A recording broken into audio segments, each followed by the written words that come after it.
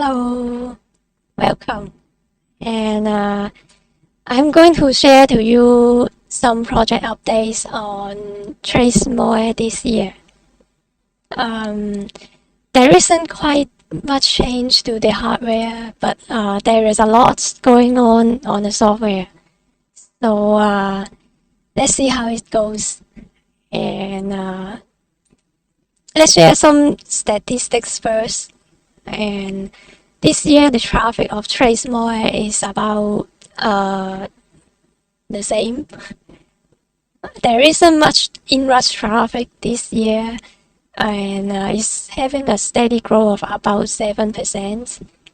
And it has served over 12 million page views already. So that's quite a lot. Unfortunately, some of the statistics server logs are being deleted mistakenly. Yeah, my mistake. So I don't have an accurate count of how many search are being served by the server. So, but should be somewhere between millions, I guess. But for other statistics like web extension, there are accurate count on the web store. You can see that on Chrome Web Store and Firefox add-on page.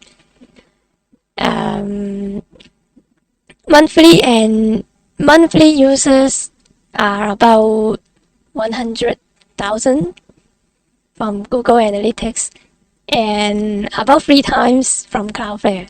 You can see that there are a big difference between the statistics from Cloudflare and Google Analytics.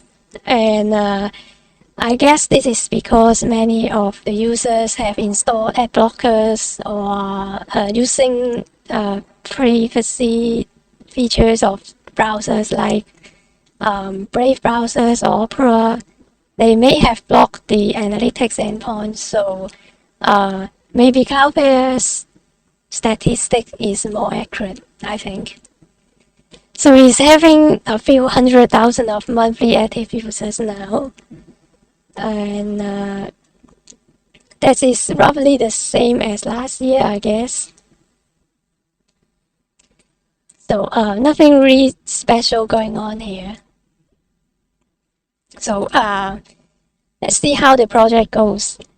This year, trace.moe has a new website, and the website should be more easy to use now.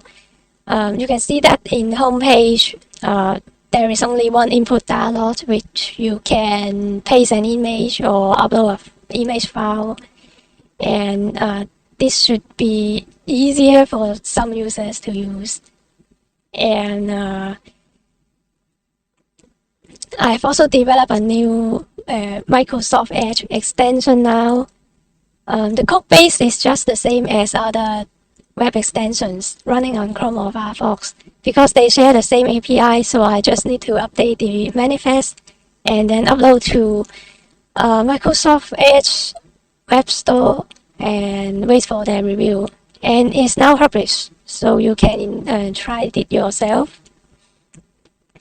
trace.moe API is also standardized this year and is no longer in beta, so it should be more stable and robust. And I'll talk about it later. And this API has a rate limit and queue system, which actually solves the problem of database overloading. This has always been a headache for a few years, which I have to get around with it using some cron job to restart the database every hour, or have some monitoring system to check if the database is online or not. And with this rate limit and queue system implemented, now I can just depend on it to make sure the database is not overloaded. Yeah, in case it is overloaded, it will just drop incoming connections. And it's running pretty well so far. And there is a new search quota. Oh, maybe not a new one. This search quota has been around for some time, but I've been turning it on and off from time to time.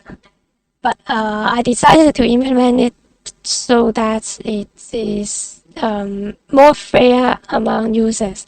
Because sometimes there are maybe 0.1% of users using too many resources of the servers, which is kind of unfair. So I have to keep track on how users are using the servers and make sure the servers are not being abused by a little bit, a few of the users.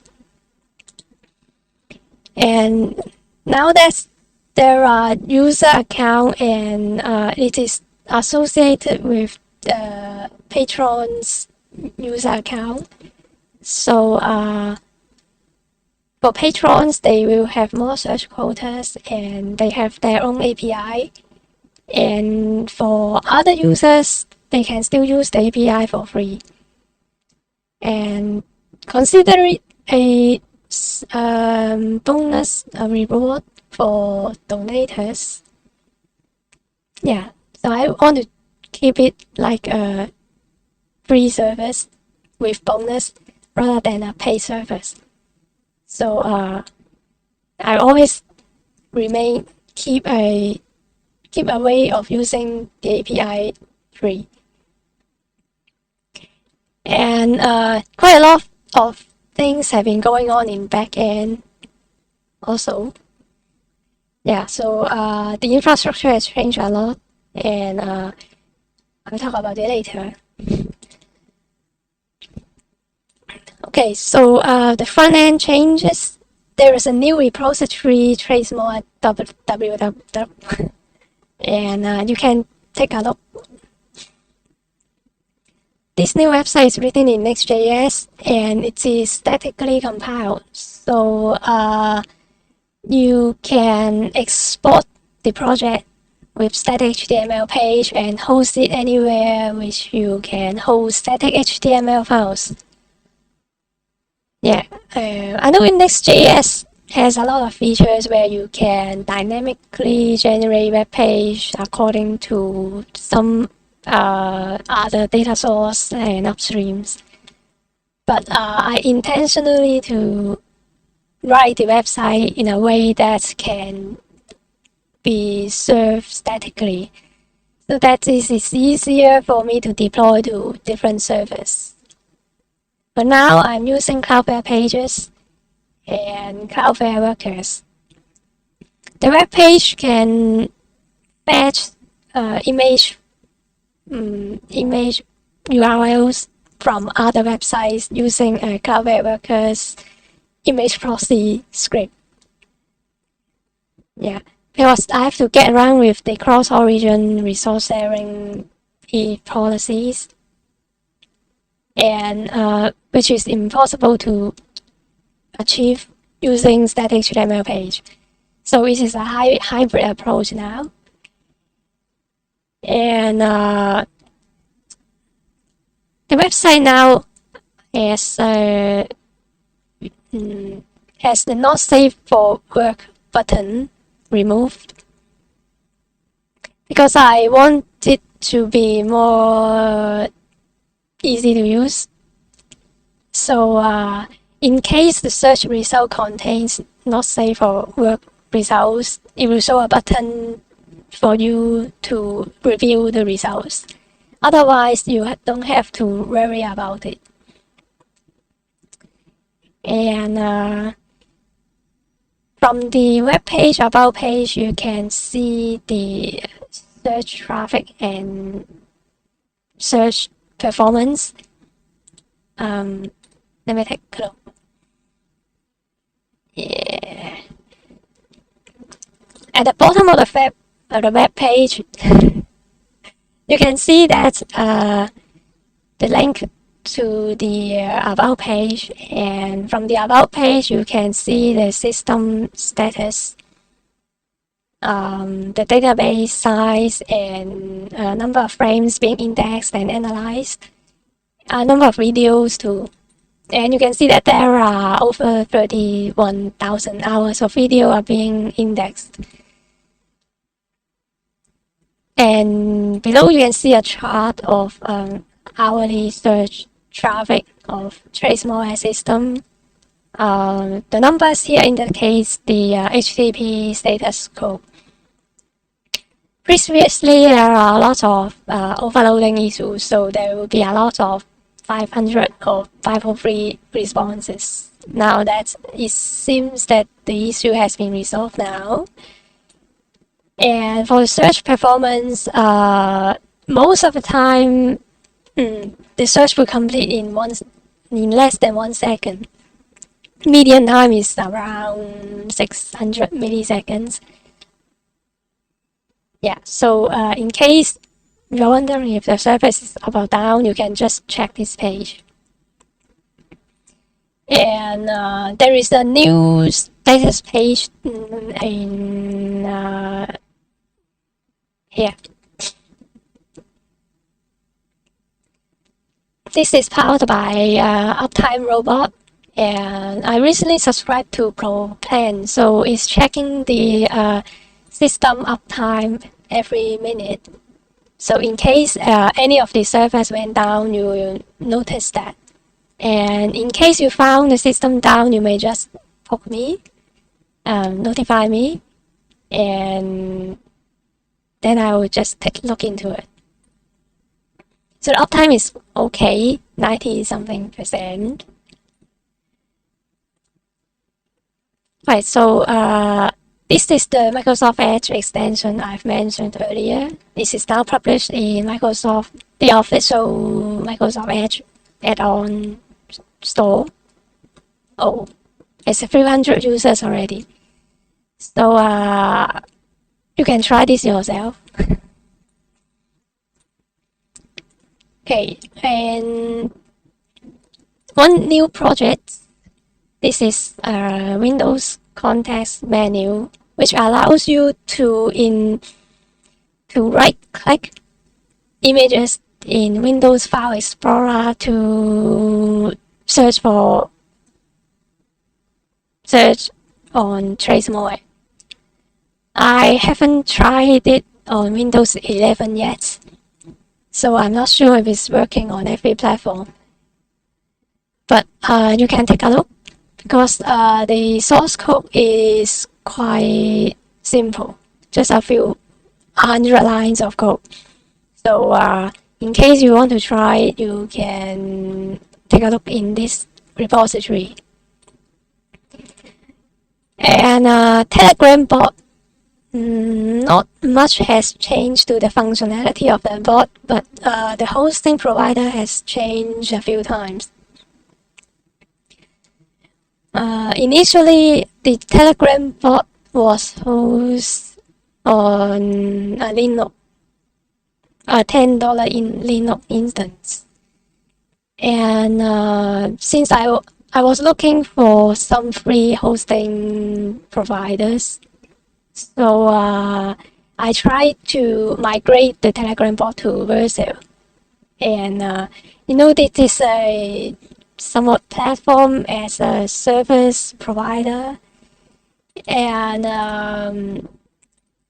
it allows you to run some server-side code on their platform for free. So I did give it a try, and it requires to rewrite the bot's code in their own API, and it's basically a web proxy. And unfortunately, this bot has been banned by Vercel because of violating their terms of service. And then I moved on to another platform called Heroku. And Heroku is also a platform as a service provider, and it's also free as long as you you keep your servers, because if your service is inactive for like 30 minutes, if I recall correctly, they will shut down your instance. However, my bot is quite popular, so I don't have to worry about it. And it doesn't require me to rewrite the backend because it supports Node.js natively, so I can just use the existing code base and deploy it to Heroku and change the endpoint, and that's it. Yeah, I wish I discovered this way of hosting Telegram bot earlier, because Telegram bot's API server is actually located in Europe. So it's very close to where Heroku is located. So the response time is pretty good. And I recommend you to host your own Telegram bot, because the Telegram bot actually collects the chat messages of every chat room, every Telegram group. So if you have any privacy concern, you can deploy it on your own. And there is another service called railway.app, and it is similar to Heroku, except that it doesn't shut down your instance. So I'm using both of them now, one for the official Telegram bot and one for the beta Telegram bot. Yeah, and so far it's running pretty well. Doesn't seem to have much issues or troubles going on. Right, and it's free, so I can save more money for my servers. Right, so data size, not much increase, because the data is already big already. So anything bigger is just still big. And during the API change and the upgrade of the libraries, I have to reindex all the video files. So I spent about 75 hours with 16 plus 8. It's 40 CPU cores to complete. And that's indexing at about 10,000 hours a day. So that's the performance of the system. And yeah, you can see that the index size is about 772 million in frames. Yeah.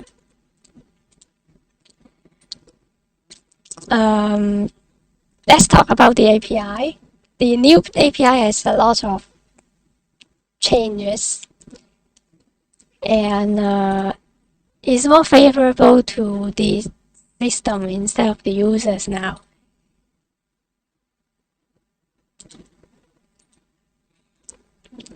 So the API docs contains examples for you to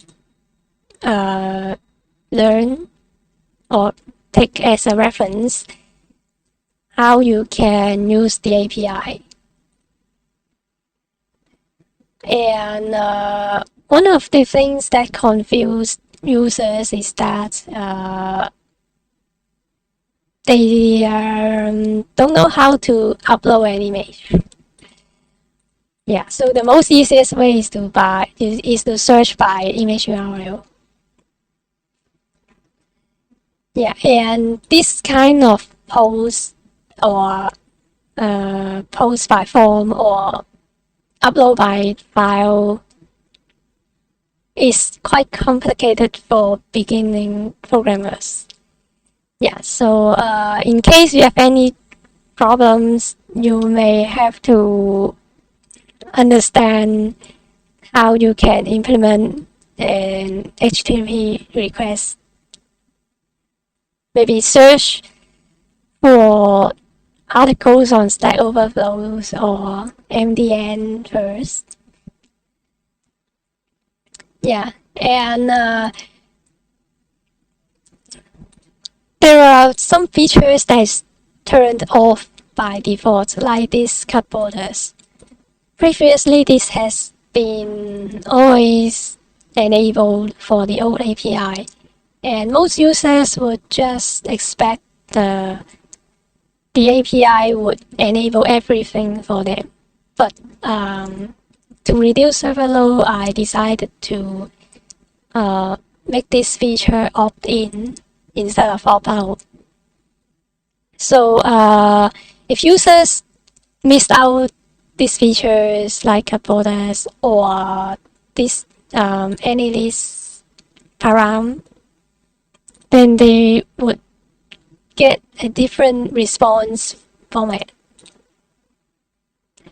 Yeah.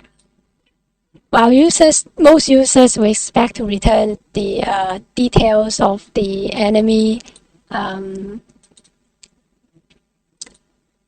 default they will just have an enemy's ID, and they will come to me and ask how to get the title of the enemy or other enemy infos. But it's better to let users realize that they have to query for a third party for details of an enemy, or else I have to proceed the request via the API. So there are too many details to go through here, so maybe you just read it yourself. Okay, so let's talk about the changes to the backend. The backend is now fully containerized, so you can just spin up everything using Docker. And the libraries Lyra, Sora, and Java has also been updated. Maybe this has some performance improvement, but I haven't checked. So if you're running an old version, you may have to upgrade and reindex all your old collections. RabbitMQ has also been dropped. Now it's relying on a custom implementation using WebSocket. Yeah, this is for coordinating worker jobs in background. It has nothing to do with the normal API request. So there's some internal connections of the backend infrastructures. And now the API also have CI tests. So I can check if some pull requests, like these breaking change ones, is going to break the API or not. Yeah, looks like this one has some breaking changes, even though the version seems to be a patch.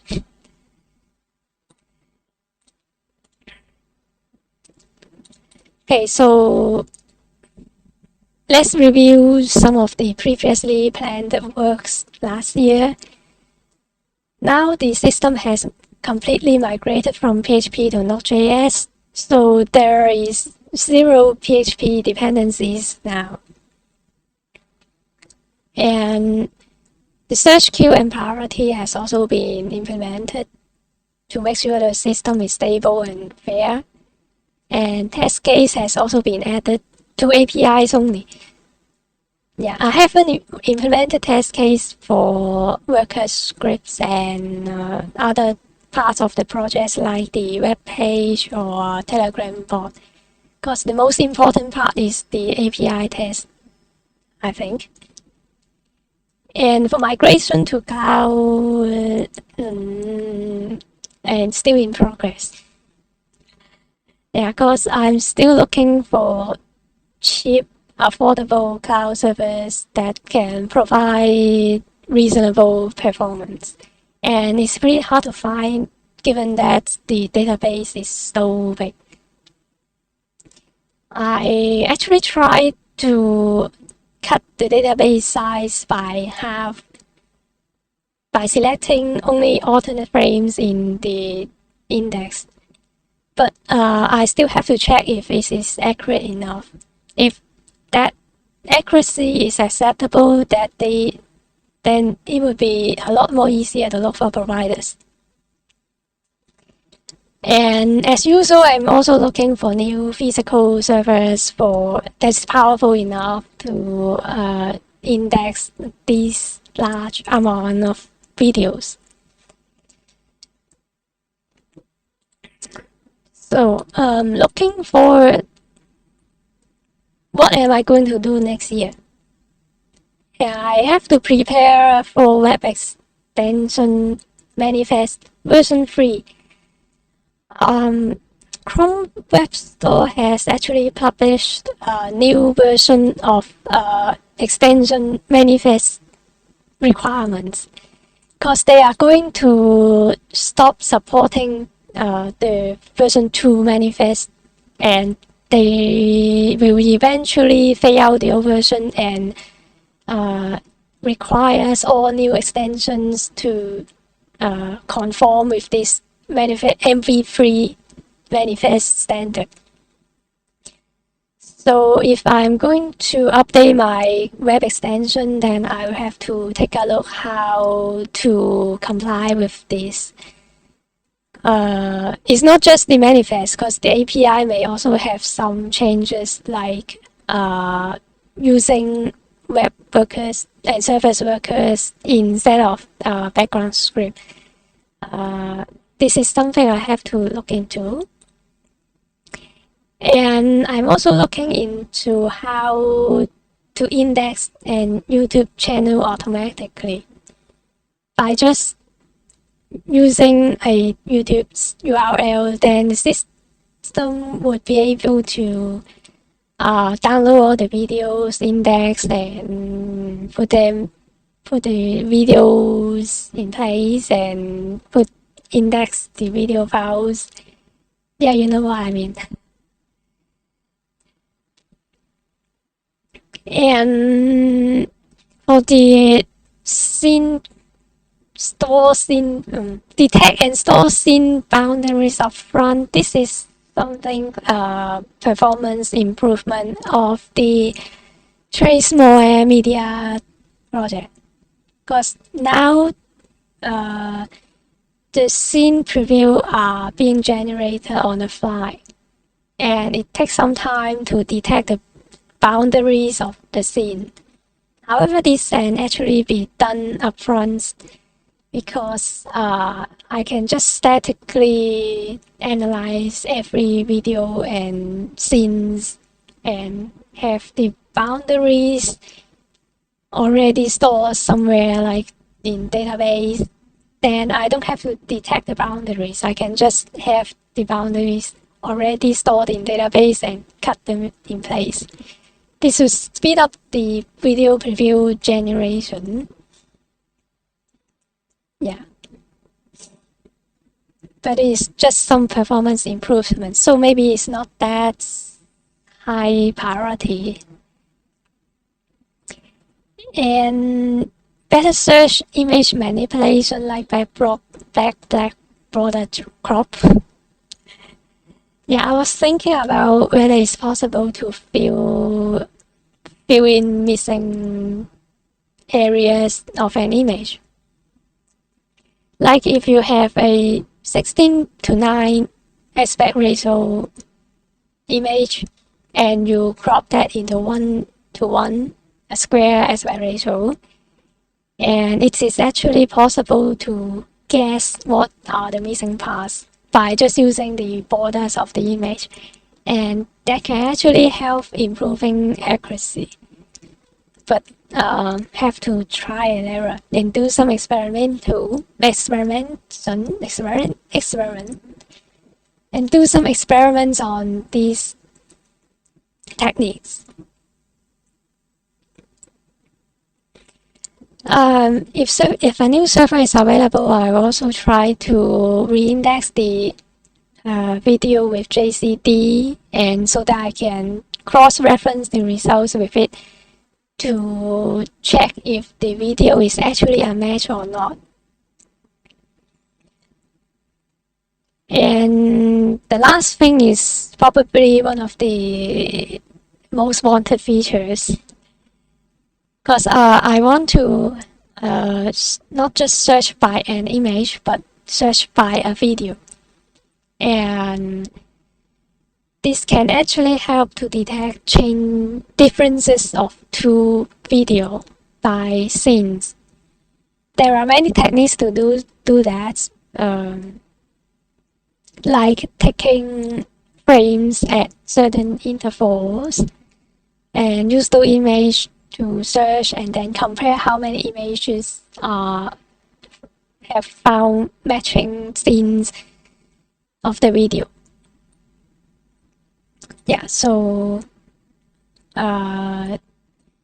this would actually help tagging videos that has missing file names, or help checking whether videos are identical or how different two videos are. And these are the project URLs of trace.moe. Some of them are new, so you may have to take a look. And if you are looking for having an image search service of your own, you may not need to deploy projects like these placeholder projects or these application projects. And for the image proxy, this is now included as a script in trace.moe, so you can disregard this repository now. And the analyst related projects are no longer a dependency now that the analyst data are fetched on the fly. So there is no need to cache the analyst data in database now. And for the Chinese title, you can disregard it if you are not interested in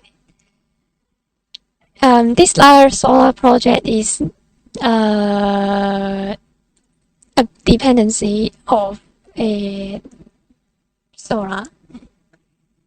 Yeah, when you spin up the Docker images, this would be included. So you don't have to compile this yourself, because the jar files are being compiled automatically by GitHub's actions. Yeah, and the previous Solar project is no longer in active development now. So I recommend you to move on to the Docker Compose in trace.moe. Okay, so if you have any questions, you can still find me in Patreon, Discord, or Telegram. And remember that the Facebook page is abandoned, so if you leave message there, I won't be able to see them. Yeah. So finally, thank you for watching this stream, and anyone who ever reports bug, or everyone who helped answering questions in different channels. So thank you for all the sponsors and from Patreon, GitHub, or PayPal. And thank you for Annalise for providing enemy info, and the project owner of the live projects. Okay, so that's it for 2021, and I'll see you again next year. So hopefully sometime if I'm free next year, I will be also sharing some details about the projects or the progress of the projects. And that's it. So see you next year. Bye.